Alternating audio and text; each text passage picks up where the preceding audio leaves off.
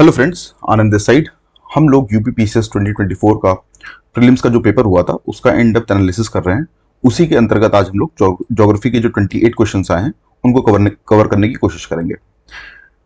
देखो, इस सीरीज में हम लोग क्या क्या करते हैं एक बार मैं आपको बता देता हूँ। जो लोग यहाँ से स्टार्ट कर रहे हैं, ज्योग्राफी से स्टार्ट कर रहे हैं, हम लोग ये देखते हैं क्वेश्चन ईजी था, टफ था, मॉडरेट लेवल का था, आपको अटेम्प्ट करना चाहिए था या स्किप करना चाहिए था, क्वेश्चन कॉन्सेप्चुअल था, ठीक है, या फैक्चुअल क्वेश्चन था, कोई ट्रिक इन्वॉल्व था उसको सॉल्व करने में। और ये सब करके फिर हम लोग ये कोशिश करते हैं कि इन क्वेश्चन का यूज हम आगे की प्रिपरेशन में जो 2025 का प्रीलिम्स का जो पेपर होना है उसमें कैसे कर सकते हैं। ठीक है, चलो फिर स्टार्ट करते हैं। पहला क्वेश्चन देखते हैं। देखो, जो पहला क्वेश्चन है जेट स्ट्रीम पे, बहुत अच्छा क्वेश्चन है। मैं बोलूंगा इसको, ये conceptually very very good question में इसको रखूंगा मैं। ये क्वेश्चन अटेम्प्ट करना चाहिए था और आपका सही भी होना चाहिए था। ठीक है, क्योंकि इसमें अगर आपकी कॉन्सेप्चुअल अंडरस्टैंडिंग अच्छी थी तो आप ये कर सकते थे। सिंपल सी बात, अगर आपको ये पता होती, देखो ट्रिक इसी को बोलते हैं, मैं आपको बताने जा रहा हूं आगे। अगर आपको सिर्फ इतना सा फैक्ट पता होता है कि जो जेट स्ट्रीम्स होती हैं, ठीक है, जो जेट स्ट्रीम्स होती हैं वो वेस्टर्ली विंड्स होती हैं। ठीक है, वेस्टर्ली विंड्स होती हैं, वेस्टर्ली विंड्स होती हैं। मतलब ये वेस्ट से ईस्ट की डायरेक्शन जाती हैं, वेस्ट टू ईस्ट की डायरेक्शन में जो जाते हैं उनको वेस्टर्ली विंड बोलते हैं। इतनी सी अगर आपको, इतना सा अगर फैक्ट पता होता, ये एग्जैक्टली आपका क्वेश्चन हो जाना था। आपको कुछ भी पता होने की इसमें जरूरत नहीं थी। एक बार ये देखो, यहाँ क्या लिखा है, jet stream discovered during world war 2। ठीक, पहला फैक्ट जहां पे गलत कराने की कोशिश हो सकती थी वो ये थी, ड्यूरिंग वर्ल्ड वॉर 2। ठीक, हो सकता है भाई वर्ल्ड वॉर 2 के समय ना डिस्कवर हुआ हो तो गलत हो सकता था। और दूसरी बात इसमें क्या थी, are high altitude easterly winds. लेकिन जैसे आपको ये पता चल गया कि ईस्टर्ली नहीं होती, ये वेस्टर्ली विंड्स होती हैं। ठीक, आपको ये ना भी पता होता तो भी ये हो गया कि स्टेटमेंट हो गया गलत। ठीक, पहला स्टेटमेंट हो गया गलत। अब जब पहला गलत हो गया तो आपको दूसरा पढ़ने की जरूरत भी नहीं पड़ रही थी इस क्वेश्चन में। ठीक, क्योंकि पहला जो गलत है इसमें देखो कहां पे है, बस सिर्फ ये जो बी ऑप्शन है उसमें ए इज फॉल्स है और कहीं पे ए इज फॉल्स नहीं है। यही इंफॉर्मेशन एक्चुअली आपको टेस्ट करना चाह रहे थे, आपको इतना सा फैक्ट पता है कि नहीं, जो ईस्टर्ली विंड, सॉरी, जो जेट स्ट्रीम होती है वो वेस्टर्ली विंड होती है कि नहीं होती है। ठीक है, तो ये होती है ट्रिक। आपको इसलिए बहुत अच्छे से क्वेश्चन पढ़ना चाहिए, इतने से फैक्ट से आपकी बात बन जाती। ठीक, इस क्वेश्चन के बाद मैं आपको ये चीज बोलूंगा कि इस टाइप के क्वेश्चन को कवर करने के लिए, देखो अब जो बच्चे सिर्फ घटना चक्र पढ़ के जाते हैं या फिर पीवाईक्यू एनालिसिस करते हैं, पीवाईक्यू क्वेश्चन करते हैं, तो देखो मैं ज्योग्राफी में आपको इसलिए बोल रहा हूँ, आपको दो सोर्स रखने ही पड़ेंगे प्रिपरेशन में। एक है पीवाईक्यू, जो लास्ट के 20 साल के जो पेपर हुए हैं वो आप अच्छे से करके जाओ, और एनसीईआरटी जो क्लास 11th और 12th की, ये दो आपको करके ही जाना है। क्योंकि अभी आप आगे देखोगे बहुत सारे क्वेश्चन ऐसे हैं जो पीवाईक्यू के बेसिस पर नहीं हो सकते थे, आपको एनसीईआरटी रिफर करनी ही चाहिए थी उनके लिए। ठीक है, तो एनसीईआरटी में जब आप जाओगे तो इस टाइप की जो कॉन्सेप्चुअल चीजें होती है ना, जैसे ये जेट स्ट्रीम हो गया, ठीक है, जियोस्ट्रॉपिक विंड्स हो गई, साइक्लोन हो गया, ऐसे अब बहुत चीजें आपको, क्लाइमेटोलॉजी वगैरह चैप्टर मिल जाएगा, तो आपको उनको कवर करना है अच्छे से। वो सब आप करके जाओगे तो आपको एक ओवरऑल जो ज्योग्राफी के 28 क्वेश्चन है उसमें आप मैक्सिमम सही करके आओगे और ये आपको लिटरली एज देंगे। ठीक, ओके, क्वेश्चन नंबर 2 देखते हैं। मैच द फॉलोइंग टाइप का क्वेश्चन है, एक तरफ आपको कंट्री दी है और एक तरफ माउंटेन दी है। देखो इस टाइप के जो क्वेश्चन है बहुत आ चुके हैं, पीवाईक्यू आप उठाओगे भर भर के रहेंगे उसमें क्वेश्चन, जहां पे आपको एल्प्स माउंटेन और ये एपेनिन और पिरेनीज, ये सब जो माउंटेन्स है ये कहाँ पे, ये सब उसमें पूछा गया आपसे, तो उसके बेसिस पे आप इसको कर सकते थे। ठीक है, तो मैं इसको इजी कैटेगरी में मानूंगा और ये मस्ट अटेंड क्वेश्चन है, क्योंकि पीवाईक्यू में आपको ये सब चीजें मेंशन है। ये सारे माउंटेन, ये वाला ना भी हो लेकिन ये सब मेंशन है, तो अगर आपको इतना भी पता होता ये कहाँ पे लाया करता है, ये कहाँ पे, तो आपको ये हो जाना चाहिए था। तो ये क्वेश्चन पीवाईक्यू से आपका हो सकता था आपको। अब मैं इसमें एक ट्रिक भी बताता हूं। देखो ट्रिक क्या बोले उसको, एक तरीके से सोचो, स्मार्ट जो वर्क होता है ना, आप दिमाग कैसे लगाते हो। आप ये बताओ, यहाँ पे लिखा है बाल्कन, एक माउंटेन है इसका नाम है बाल्कन। ठीक, आपने हिस्ट्री पढ़ी होगी, वर्ल्ड हिस्ट्री पढ़ी होगी, आपको ये पता होगा बाल्कन एरिया, ठीक है, बाल्कन क्राइसिस वर्ल्ड वॉर के समय काफी हुआ था। ठीक, तो बाल्कन के बारे में अगर आप थोड़ा सा, इतना सा भी अगर आपको आइडिया होता ना कि ये ईस्टर्न और सदर्न यूरोप में, खास करके ईस्टर्न यूरोप में पड़ता है, और बाकी की ये जो कंट्रीज, अब यहाँ पे देखो स्पेन, फ्रांस, ठीक, ये कहां पे पड़ती है, ये वेस्टर्न यूरोप में पड़ती है। ठीक, मैप अगर आप ढंग से कर रहे हो ज्योग्राफी में आपको पता रहेगा, स्विट्जरलैंड भी वेस्टर्न फ्रांस में पड़ता है। ठीक, इटली कहां पड़ता है, सदर्न फ्रांस में पड़ता है। इकलौती बुल्गारिया ऐसी कंट्री है यहाँ पे जो सदर्न और ईस्टर्न यूरोप में पड़ती है। बाकी सारी कंट्री जो है वो वेस्टर्न यूरोप में है या फिर सदर्न यूरोप में है। ईस्टर्न यूरोप की कंट्री बस एक यही बच रही है यहाँ पे। इतनी इंफॉर्मेशन अगर आपको थोड़ा दिमाग, ये सब ना भी पता होता ना, अब बस इतना दिमाग लगाते कि सी का 4 है, देखो सी का 4 कहां पे है, बस एक ऑप्शन में हो गया, डन। ठीक, ये होता है स्मार्ट वर्क। ना भी पता हो तो भी आप थोड़ा दिमाग लगाओ तो सही आंसर तक पहुंच सकते हो। ठीक है, फिलहाल मैं आपको ये बोलूंगा, सजेस्ट करूंगा आगे एग्जाम में आप पीवाईक्यू उठाओ, उस पर जितने माउंटेन्स दिए उनको लिख लो, कहां पे कौन से कंट्री या फिर कौन से रीजन में लाई कर रहे हैं। ठीक है, इससे क्या होगा, इस टाइप के क्वेश्चन आपके गलत नहीं होंगे। नेक्स्ट क्वेश्चन देखो, आपको यहाँ पे क्या दिया है, write in descending order following state on the basis of the population as per census 2011। 2011 के सेंसस, देखो सेंसस बहुत इंपॉर्टेंट चीज है, हर बार क्वेश्चन आते हैं, आपको 2-3 क्वेश्चन भी मिल जाएंगे। तो इसलिए सेंसस जो 2011 का हुआ है, अब जो नया सेंसस वो 2027 में स्टार्ट होगा।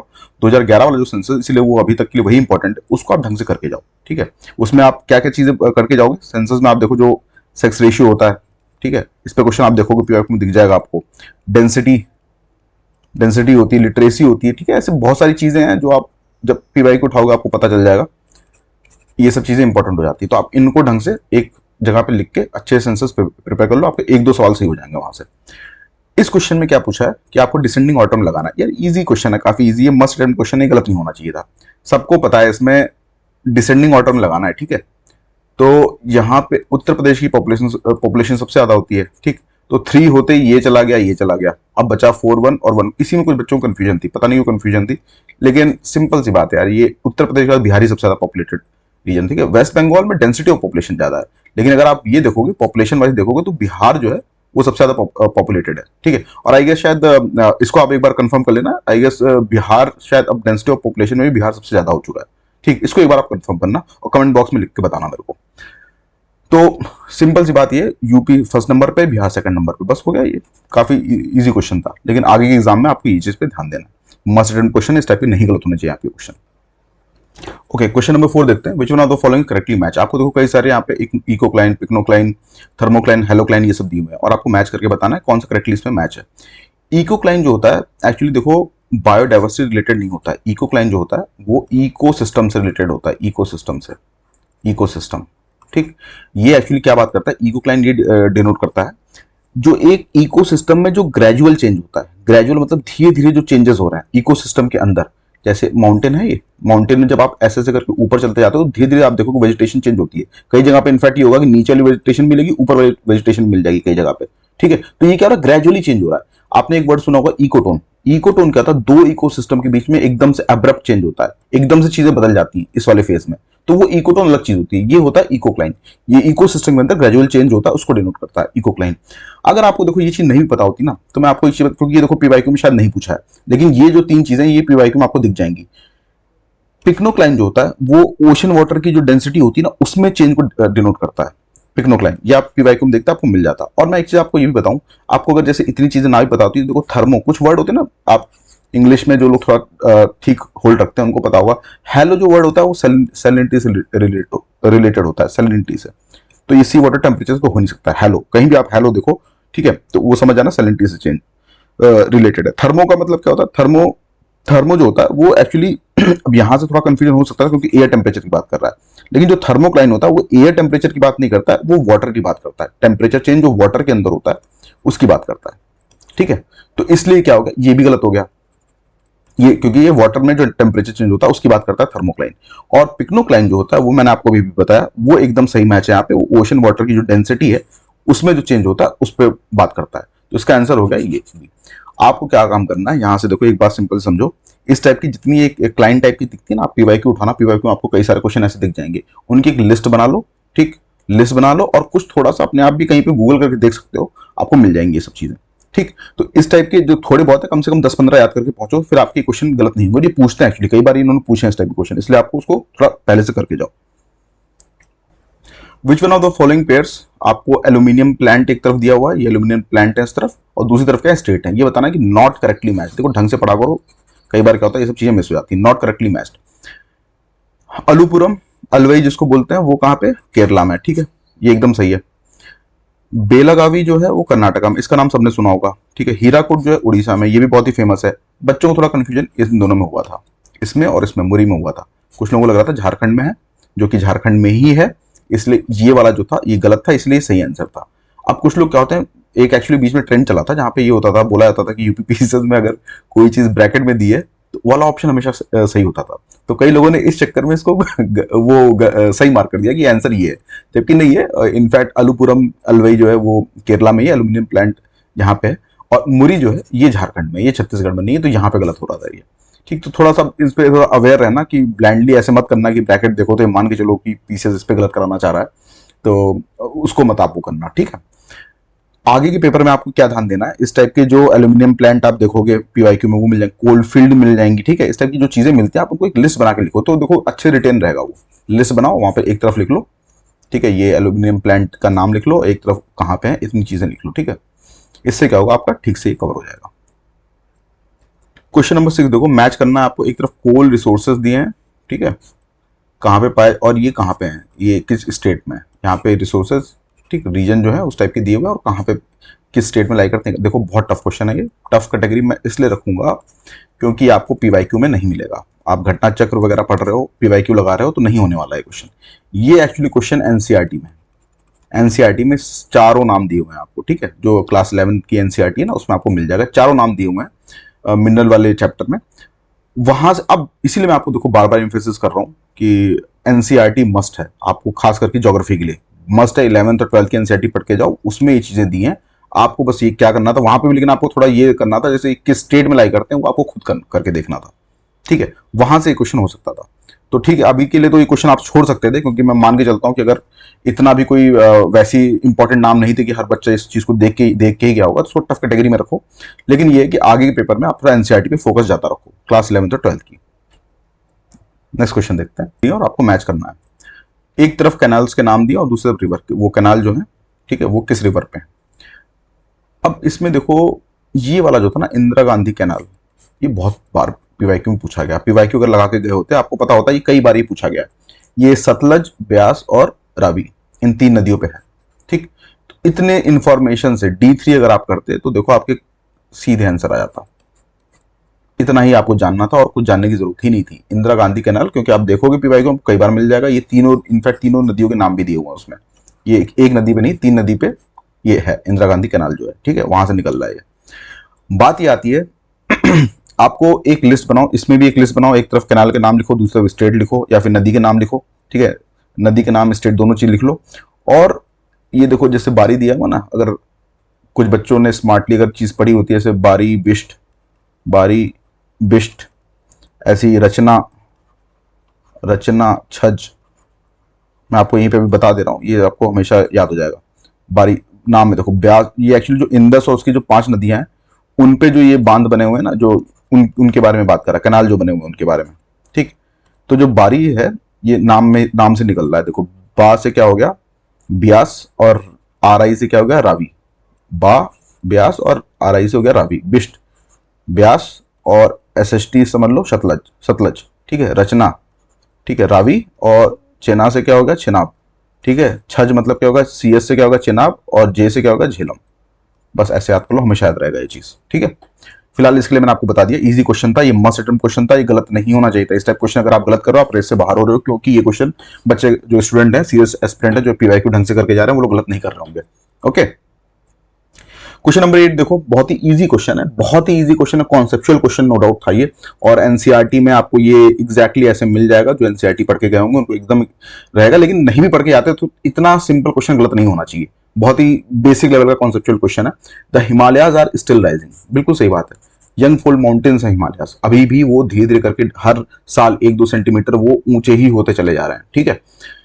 अब उसका रीजन क्या है, उसका रीजन जो है वो ये है, the Indian tectonic plate is colliding with the Eurasian plate, ठीक है।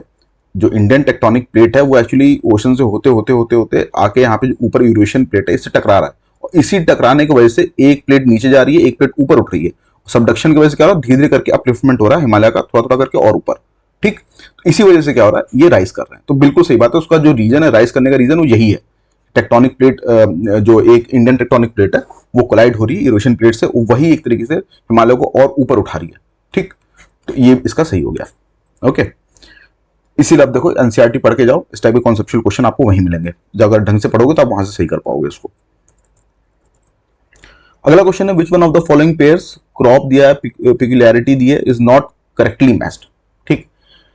स्टेट, अब देखो ये क्वेश्चन काफी मैं इसको टफ मानूंगा, इनफैक्ट आप इसको स्किप कर सकते थे। ये टफ क्वेश्चन है, स्किपेबल क्वेश्चन है, इसमें क्या ही दिमाग लगाते, तो चुपचाप छोड़ दो ना इस टाइप के क्वेश्चन। मैं इस छोड़ने के लिए बोल रहा हूं, देखो जो पहला statement, state where rice is grown 3 times in आई है, ठीक है, वेस्ट बंगाल है, ये कई लोग सही कर सकते थे, दिमाग लगाते हैं, हाँ ठीक है वेस्ट बंगाल में काफी ज्यादा पैदावार होती है इसकी, तो ऑब्वियस बात है 3 बार हो सकता है, वहां पे 3 सीजन में उगाया जाता हो, ठीक। तो ये हो सकता था, आप जानते हो। ये statement state with largest area under rice production, ठीक है, उत्तर प्रदेश है। बिल्कुल सही बात है। देखो largest area under rice production, largest production कहां से हो रहा है ये नहीं पूछ रहा है, ये कह रहा है कि कौन सा स्टेट ऐसा है जहां पे राइस सबसे ज्यादा एरिया में पैदा करी उगाई जाती है, ठीक है, तो वो उत्तर प्रदेश है। और वैसे सबसे ज्यादा जो प्रोडक्शन है राइस का सबसे ज्यादा जहां से प्रोड्यूस हो रहा है वो आप कमेंट बॉक्स में बताओ मेरे को लिख के कहां से होता है, ठीक है। तो ये चीज भी एकदम सही है। अब दिक्कत इन दो ऑप्शन में थी, इसमें और इसमें। Iso Heights that decide western limit of rice production is 100 centimetre, ठीक है। जो आइसो हाइट होते हैं वो एक्चुअली वो लाइन डिनोट करती है ऐसी जगहों को वो कनेक्ट करती है जहां पे आपका सेम अमाउंट ऑफ रेनफॉल होता है, ऐसी जगहों को कनेक्ट करती है, उसी को आइसो हाइट बोलते हैं। अब ये कह रही है कि जो वेस्टर्न लिमिट राइस प्रोडक्शन की वो 100 सेंटीमीटर है। अब इतना किसको याद रहता है, ठीक है, आप एनसीईआरटी पढ़ते हैं आपको थोड़ा बहुत आइडिया रहता है कि कितना रेनफॉल चाहिए होता है राइस को, लेकिन अब वेस्टर्न लिमिट बता पाना तो ठीक है, हो सकता है यही होता हो जो मेंशन हो एनसीईआरटी में, लेकिन अब इतना याद नहीं रहता, इसलिए टफ कैटेगरी में। और दूसरी बात ये देखो, Bihar contribution to rice production 15.7%। अब ये भी टफ बात है यार, इतना डिटेल मैं नहीं मान के चलता कोई याद वाद करता है, ठीक है। टॉप का किसी का पूछा होता तो एक बार फिर भी आइडिया हो सकता है। एक्चुअली ये जो 15.7% है ये बिहार का नहीं है, मैंने जाके देखा था, ये वेस्ट बंगाल का है, ठीक है। तो ये स्किप कर सकते हो आप इस क्वेश्चन को, लेकिन आप एक चीज ये ध्यान दो, इस टाइप के क्वेश्चन काफी पूछे जा रहे हैं, और आपको एनसीईआरटी में ना जो ये राइस वाइस दिए हुए हैं उसमें राइस, व्हीट, शुगर केन, इनकी पैदावार के बारे में थोड़ी इस टाइप की जो इन्फॉर्मेशन मिल रही है, एटलीस्ट वो ढंग से करके जाओ। ये पीवाईक्यू में आपसे पीवाईक्यू से नहीं हो सकता था ये, लेकिन आप एनसीईआरटी में जो जितने ये इंपॉर्टेंट टाइप के वो क्या क्रॉप्स हैं उनको अच्छे से करके जाओ, ठीक है। आगे के लिए ये ध्यान देना। अभी देखो नीचे भी देखो, आपको इस टाइप के और क्वेश्चन मिलेंगे। देखो क्वेश्चन नंबर 10 भी देखो, consider the following statement with reference to cotton crop. पहला क्या बोला, cotton is mostly a kharif crop. बिल्कुल सही बात है, कॉटन जो है वो खरीफ क्रॉप है, ठीक है। Cotton crop requires moderate amount. Kharif crop कौन से होते हैं, खरीफ क्रॉप वही होते हैं ना, एक देखो तीन सीजन होते हैं ना हमारे यहाँ पे, खरीफ होता है, एक रबी होता है, और तीसरा क्या होता है, जायद होता है। तो खरीफ क्या होते हैं, वही आपके जो मई जून के अराउंड जिनको उगाया जाता है, और अक्टूबर नवंबर से उनकी कटाई वटाई चालू हो जाती है, हार्वेस्टिंग सीजन चालू हो जाता है, तो वो होते हैं आपके खरीफ क्रॉप। कॉटन जो है वो खरीफ क्रॉप है, बिल्कुल सही बात है। Cotton crop requires moderate amount of rainfall varying between 50 से 75 सेंटीमीटर एनुअली, ठीक है। ये कह रहा है कि आपने देखो जब एनसीईआरटी पढ़ोगे उसमें एकदम क्लियरली मेंशन है बात, कॉटन क्रॉप को बहुत ज्यादा अगर उसके जब ग्रोइंग सीजन है उस समय अगर बहुत ज्यादा बारिश हुई तो वो उसके लिए हार्मफुल है, वो डैमेज करता है क्रॉप को, इसीलिए वो बहुत ही हल्की सी उसको बारिश चाहिए होती है। इनफैक्ट इनिशियल फेज में हल्की सी बारिश चाहिए होती है। इतना अगर आप दिमाग लगाते तो मान के चलते कि हाँ ये सही है, इतना दिमाग लगा मान लेते कि ये अगर नहीं भी पता होता ना तो मान, क्योंकि देखो काफी कम डिनोट कर रहा है, तो आप मान लेते कि ठीक ही लिखा होगा ये चीज, लेकिन इतनी इन्फॉर्मेशन आपको पता होनी चाहिए तभी आप ये कर पाते हैं, ठीक है। तो उससे क्या होता है, आपका ये स्टेटमेंट आप कर ले जाते हैं। मैं इसीलिए कह रहा हूँ एनसीईआरटी ढंग से पढ़ो, ये सब इन्फॉर्मेशन आपको वहीं पे मिलेंगी, ठीक। आपको क्या करना है, एनसीईआरटी में जितने मेजर क्रॉप है मैंने आपको भी स्टार्टिंग वाले में बताया, उसमें आप अच्छे से उनको करके जाओ, जितने मेंशन है उसमें। ऐसे ही जितने ये फॉरेस्ट बायोम्स हैं उनमें कितनी रेनफॉल होती है, ठीक है, जैसे ट्रॉपिकल रेन फॉरेस्ट हो गया, tropical dry deciduous, moist deciduous, ये सभी क्वेश्चन उत्तराखंड पीसेज में आप देखना पूछा उन्होंने लास्ट ईयर। यूपी में भी एक दो बार आपको दिख जाएंगे इस टाइप के पूछे हुए हैं, तो आप इन सबको भी अच्छे से करके जाओ, ठीक, क्योंकि एनसीईआरटी से क्वेश्चन बनना है, काफी ज्यादा बनना है। देखो क्वेश्चन नंबर 11 आ गया, फिर से देखो एनसीईआरटी से आप ये क्वेश्चन कर सकते थे, और ये क्वेश्चन फिर से क्रॉप पे आ गया है। 3 क्वेश्चन लगातार बैक टू बैक आप देखो क्रॉप पे आपको दिखे। असर्शन रीजन टाइप का क्वेश्चन है, jute is an indigenous plant of India. बिल्कुल सही बात है, जूट जो होता है वो इंडिजिनस प्लांट है, कि इंडिया में वो एक्चुअली बाहर से, जैसे आपको पता होगा कि ये पोटैटो टमाटो बाहर से पोर्टुगीज लेके आए थे इंडिया में, ऐसा नहीं है, जूट के साथ ऐसा नहीं है, जूट इंडिजिनस प्लांट है इंडिया का, ये बात एकदम सही है, ठीक है। Jute is a kharif crop sown from February to June and harvested from July to October. ये भी बात एकदम सही है, ठीक है। जो जूट होता है वो खारिफ क्रॉप है, खारिफ क्रॉप है तो ऑब्वियस सी बात है इस फेज में कहीं उगाया जाएगा और इस फेज में उसकी कटाई होगी, ठीक। बात ये है कि ये बात तो चलो ठीक है, दोनों स्टेटमेंट ठीक है, लेकिन ये क्या हो रहा है यहाँ पे, ये इसको एक्सप्लेन नहीं कर रहा है। Jute is an indigenous plant, अब इसका क्या रिलेशन मिल रहा है, आप बिकॉज लगा के देखो, मैंने आपको बताया ना, बिकॉज लगा के आप देख सकते हो कि jute is an indigenous plant of India because jute is a kharif crop sown from Feb to and harvested from July. ये क्या क्या लॉजिक बनता है, कुछ नहीं बन रहा ना, तो आप बस इतना ही आप लगा के देखते तो पता चलता। इस बात को, ये स्टेटमेंट जो हो रहा है, जो रीजन है, वो इस बात को और क्लैरिफाई नहीं कर पा रहा है, इसीलिए ये चीज, इसका एक्सप्लेनेशन नहीं हो सकता है, रीजन इसका नहीं हो सकता है, ठीक है। दोनों लेकिन इंडिपेंडेंटली दोनों सही हैं। तो ये हो गया आंसर इसका। एनसीईआरटी, आप फिर से मैं भी बोलूंगा, एनसीईआरटी ढंग से पढ़ के जाओ, इस टाइप के सवाल वहीं से हो पाएंगे। क्वेश्चन नंबर 12 देखो, given below are two statement. अच्छा, ये असर्शन रीजन टाइप का क्वेश्चन है। पहला ये रेड सॉइल पे क्वेश्चन था, ये असर्शन ये है, red soil denotes the second largest soil group of India. ठीक है, एनसीईआरटी पढ़ते हैं उसमें आपको मिलता है। अलूवियल सॉइल जो होता है वो सबसे ज्यादा एरिया में इंडिया में पाया जाता है। ठीक है, अरे भाई अगर ये गंजेटिक प्लेन्स में पाया जाएगा तो ऑब्वियस सी बात है ना, सबसे ज्यादा अलूवियल सॉइल ही होगा इंडिया में। ठीक है, जहां भी प्लेन रीजन है वहां पे अलूवियल सॉइल, मैक्सिमम जगह पे अलूवियल सॉइल ही मिलता है। तो उसके बाद जो नंबर है वो रेड सॉइल का है। ठीक, तो ये बात तो एकदम सही हो गई। अब देखो दूसरी बात क्या कह रहा है, red soil surrounds black soil in south east and north direction. देखो एनसीईआरटी में आप देखोगे एक्चुअली इन्होंने मैप देख के क्वेश्चन बनाया। अगर ये इंडिया का मैप है, वो ये मैप आपको मिल जाएगा, आप एनसीईआरटी में जाके देखना, आपको ये मैप भी मिल जाएगा वहां पे। अगर ये इंडिया का मैप है तो उसमें आप देखना इन्होंने जो एनसीईआरटी में जो मैप बनाया उसमें ये ऐसे दिखा रखा है ब्लैक सॉइल, ये ब्लैक सॉइल का रीजन है। और उसमें आप देखना इसके अराउंड ऐसे, ठीक है, ये वाला जो एरिया दिखा रखा है, ये वाला जो एरिया दिखा रखा है, ये है रेड सॉइल वाला रीजन। ठीक है, मैप में ये मैप बेस्ड क्वेश्चन बनाया इन्होंने। प्रॉब्लम ये है कि यहाँ पे एनसीईआरटी में क्योंकि कुछ रेड सॉइल जैसा दिखाई नहीं गया ऊपर की तरफ ब्लैक सॉइल के ऊपर, इन्होंने इसमें क्या लिख दिया, red soil surrounds black soil in south. ठीक है, साउथ में दिखाया था, ईस्ट में भी है और नॉर्थ में भी है। ठीक है, इनके हिसाब से नॉर्थ में भी है, लेकिन अब इस मैप में ऐसा नहीं दिखा हुआ है। तो कई बच्चों ने इस पे आपत्ति भी लगा दी कि भाई मैप में तो ऐसा नहीं है, लेकिन अब इसमें कुछ ऐसी बात नहीं है। अब ये सोर्स अगर आप देखोगे, वैलिड सोर्स अगर मिलता है तो आप लगा सकते हो, उसमें लगाया होगा लोगों ने उसमें। ठीक है, लेकिन मेरे हिसाब से ये चीज एकदम ठीक है, नॉर्थ में भी मिलती है, क्योंकि जो बुंदेलखंड रीजन अपना है यूपी में, वहां पे भी ब्लैक ये रेड सॉइल मिलती है। ठीक है, तो ये चीज भी एकदम सही हो गई। ठीक, और देखो एनसीईआरटी सीधे उठाया हुआ क्वेश्चन है, मैप से उठाया हुआ क्वेश्चन, इसलिए मैं आपको बोलता हूँ एनसीईआरटी ढंग से पढ़ के जाओ। रेड, अब ये देखो दोनों बातें इंडिपेंडेंटली तो ठीक है कि इंडिया की लार्जेस्ट, लेकिन ये बात बताओ, ये अगर इस चीज को सराउंड कर रही है रेड सॉइल, अगर ब्लैक सॉइल रीजन को सराउंड करके यहां पाई जा रही है, तो ये कैसे बता रही है कि इंडिया की सेकंड लार्जेस्ट सॉइल ग्रुप है? इसका कोई लॉजिक नहीं बन रहा ना। तो इसीलिए ये क्या, इंडिपेंडेंटली दोनों सही है, लेकिन ये इसको एक्सप्लेन नहीं कर रहा है, ये हो गया गलत।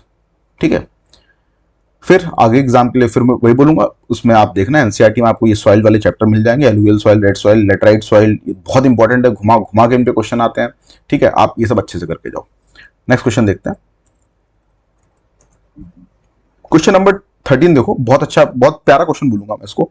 नेम ऑफ द सिटी, एक तरफ सिटी के नाम दिए, दूसरा पीरियड, किस पीरियड में इनको प्लान किया गया था।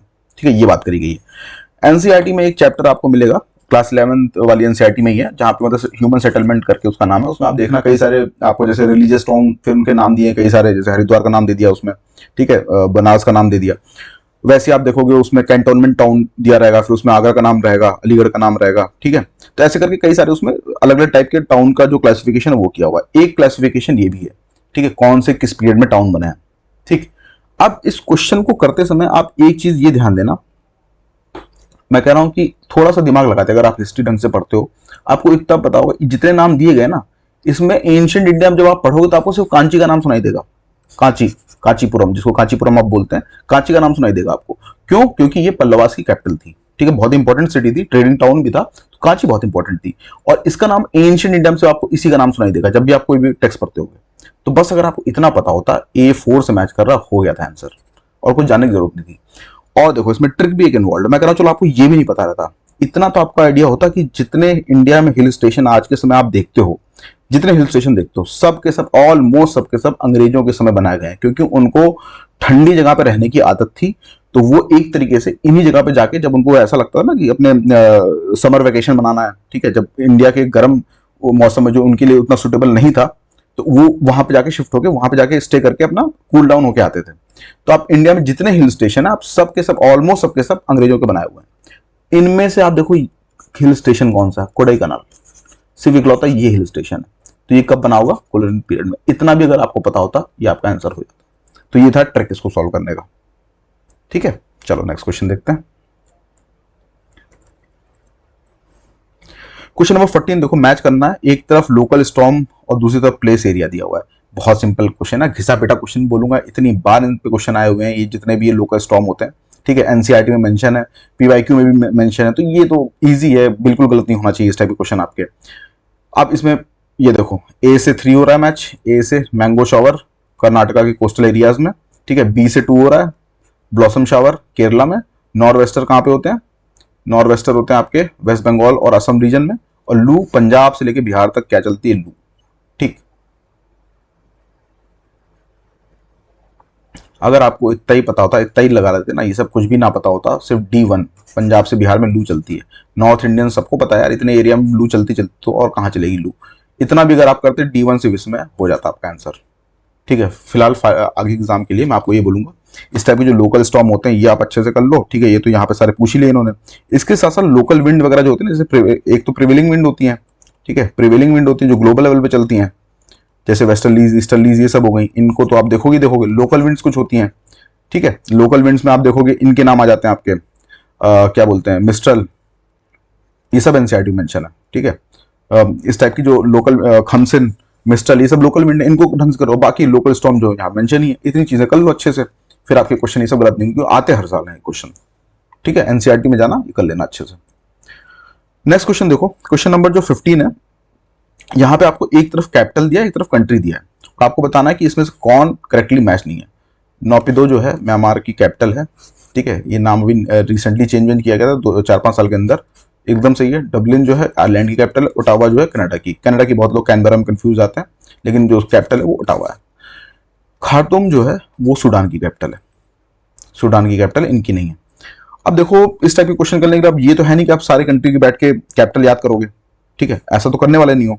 तो अगर आपको, और ये मस्ट रिटर्न क्वेश्चन भी इस टाइप के गलत भी नहीं चाहिए, क्योंकि बहुत ही सिंपल क्वेश्चन होते हैं, अगर आप गलत कर रहे हो तो ऑब्वियस बात है, बहुत बच्चे इसको सही कर रहे हैं, तो आप रेस से धीरे धीरे थोड़ा एच जो है वो आपका कम होता चला जाएगा। तो आप एक काम करना, इसको हैंडल करने का तरीका मैं आपको बताता हूँ। देखो, जो पीवाईक्यूज उठाओ उसमें जो कैपिटल दी रहेंगी उनको आप लिख लो एक जगह पे, ठीक है, पीवाईक्यूज में जो कैपिटल्स दी होंगी ना, मैच द फॉलोइंग वगैरह, उनको लिख लो एक आप। दूसरा, आप एक काम ये करो, जब करंट अफेयर्स पढ़ते हो उस समय देखना कुछ जो प्लेसेस, जो कंट्रीज न्यूज में चल रही होंगी, ठीक है, कुछ कंट्रीज जो न्यूज में चल रही होंगी, ठीक, उनके बारे में उनकी कैपिटल अच्छे से देखो। जैसे जो जब मैं जून की जब करंट अफेयर्स मैगजीन हमने जब लॉन्च करी थी, उसमें आप देखना मोदी जी जो है वो क्रोएशिया गए थे, तो अब आपको क्रोएशिया की कैपिटल देख लो क्या होती है, ठीक है, क्रोएशिया की कैपिटल क्या है वो देख लो। इस टाइप से आप दो जो कैपिटल है, एक पीवाईक्यू में और जो न्यूज में जो चीजें चल रही है वहां पे उन कंट्रीज की जो कैपिटल, इतनी चीजें अगर आप कर लोगे तो इस टाइप क्वेश्चन आपके गलत नहीं होने की चांसेस बहुत कम है, क्योंकि अगर 4 ऐसे पूछ रहे हैं, आपको 2-3 भी अगर ठीक से पता है तो हो जाएगा उसमें काम, 2 भी ठीक से पता तो हो जाएगा काम उसमें। ठीक है, इस साथ आप ये तो है नहीं कि आप यार 200+ कंट्री सबकी कैपिटल याद करने बैठोगे। ठीक है, अब जो बच्चे क्या बोलते हैं एसएससी वगैरह की तैयारी कर रहे हैं, मैं भी शायद वो याद करते हूँ, लेकिन अब आप अपने दिमाग को इतना खपाओ मत, जाने दो इस चीज को, और मेंस के लिए बचा कर थोड़ा दिमाग, सब कुछ प्री में नहीं लगा देना है। ठीक है, देखो आपको अपर गैंजेटिक एग्रो क्लाइमेटिक रीजन के बारे में 2 स्टेटमेंट दिए हैं और पूछा गया है कि इसमें कौन सा सही है कौन सा गलत है। देखो, एग्रो क्लाइमेटिक रीजन जो है वो इंडिया को 15 एग्रो क्लाइमेटिक रीजन में डिवाइड किया गया और यूपी को 9 जगह पे, और कई जगह पे आप 3 बोलते हैं। ठीक है, तो 15 एग्रो क्लाइमेटिक रीजन में पूरे इंडिया को डिवाइड किया गया, उसमें से एक जो है उसका नाम है अपर गैंजेटिक एग्रो क्लाइमेटिक रीजन। देखो, अपर जो गैंजेटिक जो है ना, उसको एक्चुअली 3 पार्ट में किया गया, 15 में से 3 जो है, एक तो होता है लोअर गैंजेटिक प्लेन, एक होता है मिडिल गैंजेटिक प्लेन, एक होता है अपर गैंजेटिक प्लेन। ठीक है, 15 में से 3 गैंजेटिक प्लेन पे डिवाइड है, बाकी और जगह पे होंगे। तो जो लोअर होता है उसमें आप ऊपर से देखोगे ना, तो लोअर से अगर देखोगे, जो नदी जहां पे ये गंगा जहां पे मतलब नदी से मिलती, सॉरी ओशन से मिलती है, वेस्ट बंगाल वाला रीजन, वहां पे लोअर गैंजेटिक प्लेन बोलते हैं। Middle Gangetic plain eastern UP आ जाता है इसमें और बिहार आ जाता है, और अपर गैंजेटिक प्लेन में कहा जाता है वेस्टर्न और सेंट्रल यूपी आ जाता है। ठीक है, ये वाला आता है। तो ये बात एकदम सही है, जो लोग बच्चे यूपी की तैयारी कर रहे हैं उनको तो ये बात में कोई दिक्कत नहीं होगी कि जो this region encompasses central and western Uttar Pradesh, इसमें तो कोई कंफ्यूजन नहीं थी। प्रॉब्लम इसमें ये थी, जो दूसरा स्टेटमेंट था ये थोड़ा सा टफ था, क्योंकि अब यार देखो, ये इतना फैक्ट किसको याद होता है, दोनों में से कुछ भी गलत कर सकते थे। तो कई बच्चों ने भाई आंख बंद करके 2 मार दिया होगा, बात अलग है, लेकिन सॉरी, आप थोड़ा सा इसमें अगर ये करने जाते, इरिगेशन इंटेंसिटी मतलब आप कितना ज्यादा इरिगेशन, यहाँ पे इरिगेशन मतलब जो लैंड है उस पर कितनी ज्यादा इरिगेशन फैला हुआ है, ठीक है, कितने एरिया में इरिगेशन हो रहा है, वो इरिगेशन इंटेंसिटी। क्रॉपिंग इंटेंसिटी मतलब आप एक साल में कितने क्रॉप उगा दे रहे हो। अब एग्जैक्टली ये डेटा किसको याद रहता है, ठीक, इसीलिए मुझे लग रहा है इस क्वेश्चन को आप स्किप करते तो ज्यादा बेटर रहता। ठीक है, चलो नेक्स्ट क्वेश्चन देखते हैं। ये क्वेश्चन तो भाई लिटरली स्किप करने वाला क्वेश्चन था, इसमें कोई दिमाग नहीं, कुछ नहीं लग सकता था। आप सारे पासेस का कौन याद करने जा रहा है, इतनी हाइट कौन याद करने जा रहा है। चुपचाप इसको इस टाइप के क्वेश्चन को देखो, स्किप करो, कुछ इसमें दिमाग भी नहीं लग रहा था। एक्चुअली मैंने बहुत कोशिश करी क्या किया जाए कि भाई हो सकता कुछ जम्मू कश्मीर के ऊपर के एरिया में हो, ऐसा कुछ दिमाग लगा लिया, लेकिन कुछ नहीं दिमाग लग रहा है इसमें। आपको बस ये नाम ये हाइट याद होनी चाहिए थी, सिंपल सी बात है। इस टाइप के क्वेश्चन को आप चुपचाप स्किप करो और लेकिन आगे एग्जाम में आपको एक काम ये करना है, जो इंपॉर्टेंट पासेस होते हैं ना, पासेस पे क्वेश्चन आते हैं, ठीक है, इस बार ऐसा क्वेश्चन आ गया, लेकिन हर बार ऐसा नहीं आएगा। पासेस के नाम लिखो और किस स्टेट में लाई करते हैं वो लिखो, और अगर कुछ इंपॉर्टेंट चीज उससे रिलेटेड है तो बस वो देख लो। जैसे नाथुला पास है, ठीक है, कैलाश मानसरोवर यात्रा जो है नाथुला पास से होके जाती है, ठीक। तो इस टाइप की जो इन्फॉर्मेशन होती है उनको आप पासेस में जहां पे इंपॉर्टेंट चीजें उनको वहीं पे नोट डाउन कर लो। इतना काम आप आगे एग्जाम में करके जाओ पासेस से रिलेटेड। काम करते हैं, हमने अभी 17 क्वेश्चन देख लिए हैं, बचे हुए क्वेश्चन हम लोग इसके सेकंड पार्ट में कर लेते हैं, ठीक है। Okay fine, thank you.